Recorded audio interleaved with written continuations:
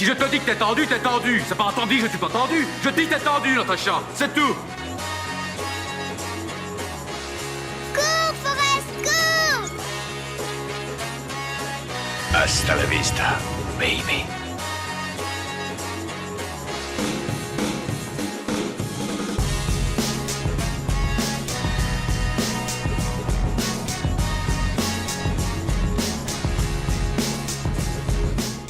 Bonjour à tous, soyez les bienvenus dans ce nouveau numéro de Paroles de Cinéphile. Je suis très heureux de vous accueillir dans ce podcast entièrement consacré à l'actualité du cinéma au sein du Frame Club. Junior à la présentation, nous sommes ensemble durant plus ou moins 20 minutes pour vous aider à maximiser vos chances d'être satisfait après avoir assisté à la projection d'un long métrage dans une salle obscure. Aujourd'hui, pour vous éclairer autour de la table, ils sont trois. Deux voix que vous connaissez déjà, Cécile, passionnée de cinéma indépendant. Salut Cécile. Hello. Théo, l'étudiant qui passe un peu trop de temps devant le grand écran. Salut Théo. Salut Junior. Et un petit nouveau, Sébastien, grand amateur de 7e art, toi aussi, sois le bienvenu. Salut Junior. Allez, au programme de cette 6e émission, donc, on parlera de la forme de l'eau, The Shape of Water, pour les plus anglophones d'entre vous.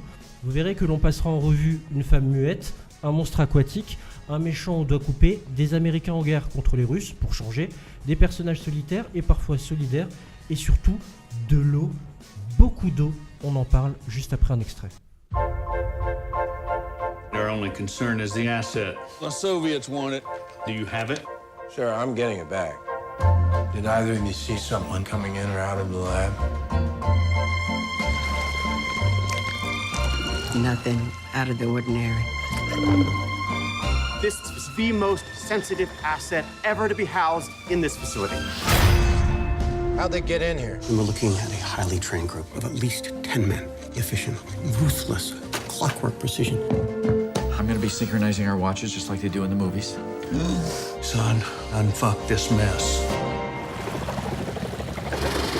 La forme de l'eau en salle depuis le 21 février dernier, réalisateur Guillermo del Toro, avec Sally Hawkins, Michael Shannon, Richard Jenkins et Octavia Spencer, entre autres. L'histoire, c'est celle d'une employée d'un laboratoire gouvernemental classé top secret, Elisa. Elle mène une existence solitaire, une solitude accentuée par le fait qu'elle est muette. Son seul voisin, d'ailleurs on ne sait combien de chats, est son ami. Il lui permet d'échapper à l'isolement, mais la vie d'Elisa va finir par basculer quand elle découvre avec sa collègue Zelda une expérience plus secrète que toutes les autres puisqu'elle concerne la conservation d'un monstre qui finit par fasciner Elisa. Êtes-vous plongé facilement dans cette forme de l'eau, Sébastien ? Eh bien, Junior, non, je n'ai pas vraiment plongé dans l'eau. Je suis plutôt resté à la surface. Alors, c'est une belle surface parce que le film est joli sur la forme. Je trouve plutôt réussi en termes de photos, de mise en ambiance. Il y a un jeu sur les couleurs qui est très intéressant, un peu trop présent, mais très intéressant. Il y a un décor travaillé, une recherche, encore une fois, d'atmosphère, d'ambiance. Donc plutôt réussi esthétiquement sur l'aspect forme. Voilà, ça vaut le coup d'être vu à la limite pour ceux qui hésiteraient. Si vous êtes plutôt fan de belles ambiances, de beaux décors, allez-y. Par contre, j'ai pas plongé du tout dans le scénario, dans l'histoire. Les personnages m'ont pas emmené. Je les ai trouvés caricaturaux pour la plupart. Le scénario a un goût de déjà vu. Les monstres qui ne sont pas ceux qu'on croit être, c'est quand même archi vu et revu. Ça me rappelle quelque chose. Voilà, ouais, il y a pas mal de films où on peut voir ça. Mm-hmm. Et la psychologie des personnages est pas trop creusée. L'histoire d'amour est super rapide.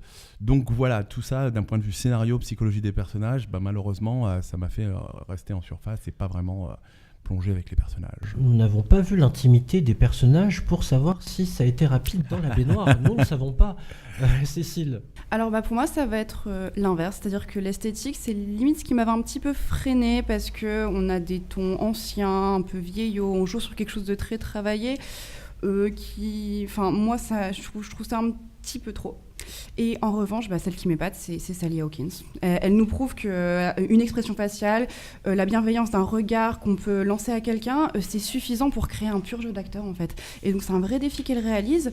Et même chose pour Michael Shannon, on lui demande de jouer le méchant, et c'est très caricatural, et c'est pas facile à faire de jouer un gros méchant qui de A à Z va vraiment faire la gueule tout le temps.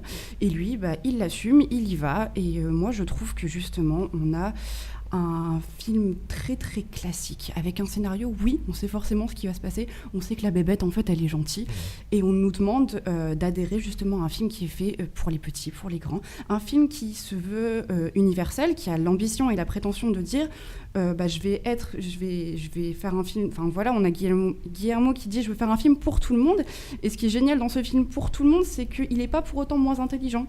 On a un film fantastique mais qui va aller se mêler à d'autres genres, il y a quand même un aspect social, assez ambigu, parce qu'on est à la fois replongé dans l'Amérique des années 30 mais pas une vraie Amérique, parce qu'on est dans une esthétique quand même assez fantasmée. C'est pas situé dans le temps, on sait pas quelle période. Si, c'est situé, c'est la crise des missiles, on voit Kennedy, il y a la crise de Cuba des missiles, c'est les années 60. C'est suggéré, mais c'est jamais énoncé, c'est pas affiché, on est dans les années 60. Mais il y a une vraie ambiguïté en tout cas. Ouais. On a cette ambiance guerre froide qui est toujours présente, et donc ça nous resitue assez vaguement.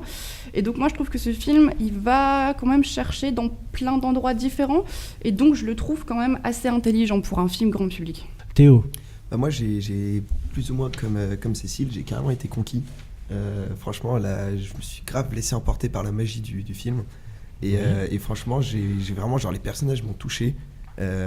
La réalisation était incroyable, comme tu l'as dit. Tu n'as pas trop aimé du coup le côté esthétique. Pour le coup, moi, il m'a conquis, mais vraiment, c'était super beau. Je suis vraiment rentré dans le film. Et du coup, c'était vraiment pour moi une très bonne surprise. J'avais rien vu, j'avais pas eu de bande-annonce, ni d'extrait, ni quoi. Je savais pas de quoi ça parlait. Et j'ai vu le labyrinthe de Pan pendant 2 heures. Et c'était incroyable, parce que le labyrinthe de Pan m'avait marqué quand j'étais petit. Et cet aspect, du coup, plus pour adultes, mais en même temps moins violent, moins traumatisant, faisait un mix vraiment incroyable. Et du coup, j'ai vraiment adoré. D'accord, on va essayer de revenir sur ce que tu as dit. Commençons par l'esthétique. J'aimerais bien qu'on commence par ça.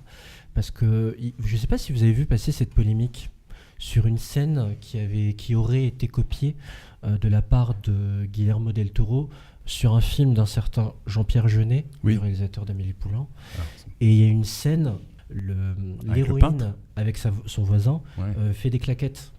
C'est délicatessen. Bon, bref, au-delà de ça, l'imagerie de Del Toro, est-ce que ça vous a rappelé Jeunet ou peut-être autre chose? Carrément. Ouais, moi, alors j'étais pas au courant de cette polémique, mais ça m'a fait penser à l'univers de Jeunet et Caro. En particulier, un petit côté Amélie Poulain avec le voisin qu'on vient voir avec son chevalet, etc. Donc, je sais pas si Guillermo l'a. Certainement, il a dû le voir, Del Toro. Mais oui, il y a ça, plus la petite musique un peu surannée, le personnage féminin. Il y a plusieurs choses qui m'y ont fait penser, en effet. Ouais. Mais cet univers, tu parlais de l'ambiance des années 30. Moi, au début, j'étais un peu perturbé. On en parlait, j'arrivais pas à situer. On est dans les années 30, on est dans quelque chose de réel ou pas réel. Parce que l'appartement, il fait pas très réaliste, en fait, au départ, quand tu le vois.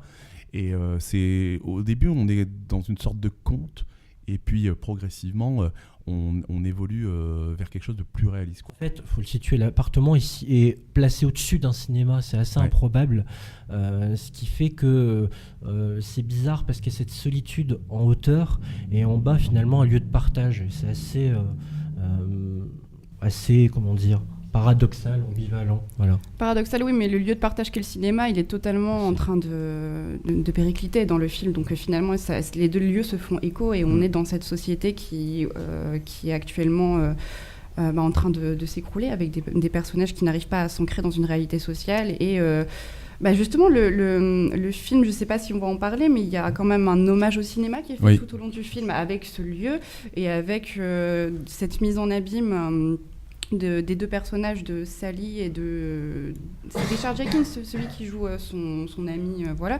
Et donc ils vont avoir ce refuge de la télévision pour justement oublier toute réalité sociale. Et donc il y a aussi, encore une fois, à travers ce mélange des genres, cette troisième couche dans le film, qui est de rendre un hommage au cinéma avec un grand C. Ouais. Il y a une autre sorte de mise en abîme, enfin, en tout cas moi, qui m'a marqué, c'est de voir à un moment la créature dans le cinéma, face à l'écran.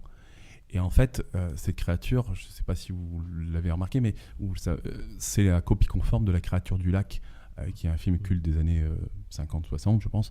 Et de voir en fait la créature de l'autre côté dans la salle de cinéma au lieu de la voir à l'écran, c'est un clin d'œil assez rigolo. Qui est attentive d'ailleurs à ce qui est diffusé, et qui est fasciné par ces images qui défilent et cet écran interposé en fait entre sa présence et ce qu'il voit en fait. C'est assez déroutant. Je vous parlais de pluie en intro. Justement, la pluie et l'eau et les corps occupent une place importante. J'aimerais bien que vous en parliez de ces traitements et de cette bienveillance ou de cette maltraitance des corps. Qu'est-ce qui vous a marqué, vous ? Alors moi, sur les corps, c'est d'abord la nudité. Oui. Guillermo del Toro est à l'aise avec la nudité, ses acteurs aussi, visiblement. Et je m'attendais pas à ça. Je m'attendais pas à voir ce personnage principal aussi vite nu. Et puis, c'est pour ça que c'est pas vraiment tout public. Oui, c'est ce que j'allais dire. C'est ce que j'allais dire. Ouais. Et j'ai été assez surpris par une scène de baignoire, on va dire, dès le départ. Je m'attendais pas du tout à ça parce que c'est plutôt présenté comme un conte et ça pourrait être presque un conte qu'on pourrait présenter aux enfants. Sauf qu'il y a quand même 2-3 scènes entre. Bon, c'est suggéré dans la baignoire, mais assez fortement quand même. Et il y a quand même une scène de sexe entre le méchant et sa femme qui est personnellement j'emmènerais pas mes enfants rien que pour cette scène là quoi. De toute façon le film est assorti d'un avertissement pour préciser, c'est pas tout public. Donc un rapport à la nudité qui est assez facile en fait dans le film et qui est présent. Oui trouve. Théo. Je voudrais reprendre ce que tu dis pour rajouter qu'en effet Del Toro il adore justement donc mélanger les genres et que c'est vrai que là c'est un conte, c'est fantastique, mais c'est en même temps il y a la réalité crue qui est présente et qui est vraiment c'est quelque chose que moi j'ai accepté de A à Z alors que je l'accepte pas forcément avec d'autres films, par exemple comme on en parlait sur Black Panther où en effet du coup c'est le monde réel mais en même temps t'as toute du fantastique à côté, mais là pour le coup dans ce film là ça passe vraiment bien. Et c'est vrai du coup pour revenir sur l'eau, il y a vraiment un rapport à l'eau partout, parce que comme quand tu parlais de la scène de la baignoire, c'est en même temps du coup pour plus tard indicateur, et c'est même également au même moment que ses œufs sont toujours en train de bouillir. Et que du coup c'est vraiment genre on a l'impression que tout est lié et vraiment du coup c'est l'eau comme la scène d'intro et la scène de fin et du coup c'est vraiment, moi j'ai trouvé ça vraiment magnifique. C'est le film d'Ariane auquel le réalisateur se raccroche, puis il y a cette distinction aussi, cette société hiérarchisée. Faut rappeler que Sally Hawkins dans le film elle est femme de ménage dans une agence gouvernementale, comme je l'ai dit, secrète, on sait pas trop, et puis elle tombe sur cette créature. Pour parler simplement du rapport avec la créature, est-ce que ça vous a plu ? Est-ce que vous avez trouvé ça touchant ? Ou est-ce qu'au contraire, vous êtes resté extérieur ? Il y a un côté La Belle et la Bête, on n'y croit pas. Justement, il y a clairement un côté La Belle et la Bête, ou même King Kong, d'amour un peu tabou, mais qui au final, cette fois-ci, marche. Et en plus, avec la petite astuce rajoutée, qui est le fait qu'elle est muette, qui permet du coup une compréhension avec le monstre qui ne peut pas parler, qui du coup utilise le langage des signes. J'ai trouvé que c'était vraiment bien trouvé. Et moi, franchement, ça m'a marqué. Et je suis rentré dans cette histoire d'amour. Je me suis peut-être plus ouvert parce que j'aimais beaucoup. Du coup, ça me rappelait le labyrinthe de Pan, etc. Mais du coup, je me suis laissé emporter et ça a vraiment fonctionné. Alors La Belle et la Bête, oui, il y a forcément le parallèle, on le fait, mais ce qui est bien avec Guillermo del Toro, c'est que la bête, c'est pas une bête. Enfin, c'est ça qui est génial, c'est que Sally Hawkins, elle a une réelle attirance sexuelle pour cette bête, comme si elle était belle. Et donc, on n'est plus dans le clivage de la femme qui est belle et la bête qui doit se transformer pour elle. Finalement, on est dans une espèce de tolérance absolue vis-à-vis de cette bête que tout le monde trouve belle. Et tout le monde va accepter même sa sauvagerie, même son animalité. Et c'est ça que moi j'ai trouvé intéressant, c'est que la bête, elle n'est pas forcément gentille ou bonne, parce qu'il y a des moments, il y a des degrés d'animalité qui vont ressurgir chez elle. Et finalement, même le fait d'avoir une sexualité avec cette bête, c'est perçu comme totalement normal par tous les personnages du film. Et je trouve que ça, c'est quand même osé de... encore une fois, ça rejoint ce rapport au corps et ce rapport au charnel qu'a Guillermo del Toro. Et c'est bien qu'il aille dans cette veine-là, parce que ça lui permet de compenser un peu le côté qui peut être parfois surnaïf de son film. Avec une happy end, mais justement, j'ai eu un sentiment personnellement de remplissage parfois. Vous allez voir où je vais en venir. Le méchant qui va s'acheter une voiture, est-ce qu'on avait besoin de cette scène-là, franchement ? Le film dure un peu plus de 2 heures, je trouve qu'il aurait pu être un peu plus court. Est-ce que vous avez eu parfois, vous aussi, ce sentiment de remplissage, que ce soit avec cette scène ou une autre ? Alors, remplissage un petit peu, mais il y avait quand même un peu de sens dans cette scène, je trouve, parce qu'il y a encore une fois cette référence à la couleur verte. Alors d'ailleurs on ne sait jamais si elles sont vertes ou elles sont bleues, les voitures. Il y a un jeu ambigu sur le bleu et le vert, et il y a le vendeur qui dit comment il s'appelle déjà le personnage principal, Strickland, je crois. Strickland. Michael Shannon. Et que voilà, cette voiture, c'est l'homme du futur. Il y a aussi une question du rapport au passé avec la créature qui serait une créature mythique un peu du passé, et cet homme du futur, la société futuriste. On travaille dans un centre qui veut envoyer l'action se passe dans un centre qui va envoyer des gens dans l'espace, etc. Donc il y a aussi un jeu sur ce passé et ce futur. Voilà, il y a 2-3 petites références dans cette scène-là qui sont intéressantes, et c'est l'occasion aussi pour le personnage de dire qu'il n'est pas fan du vert. Donc il s'exprime sur la couleur verte en fait. Et moi, cette question du vert, on parlait de l'esthétisme, alors c'est peut-être y revenir, mais je sais pas quoi en penser en fait de ce jeu sur les couleurs, le vert. Est-ce que ça vous a marqué, vous? Est-ce que ça vous a interpellé?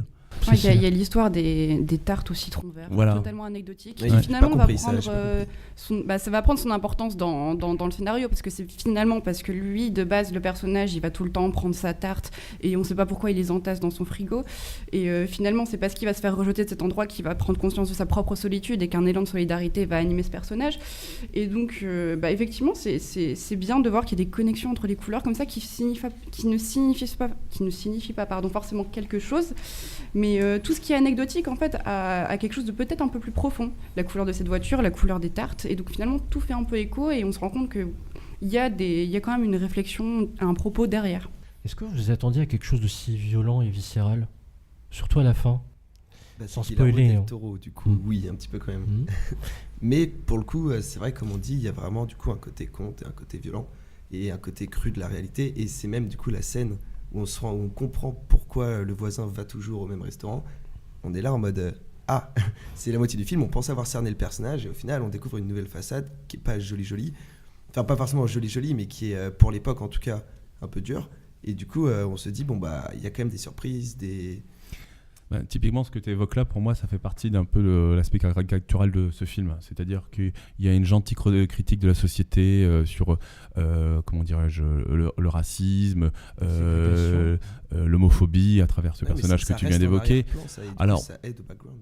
Oui, mais encore une fois, c'est là où on reste finalement à la surface pour moi, et c'est juste des évocations, une critique de la société de l'Amérique de cette époque-là.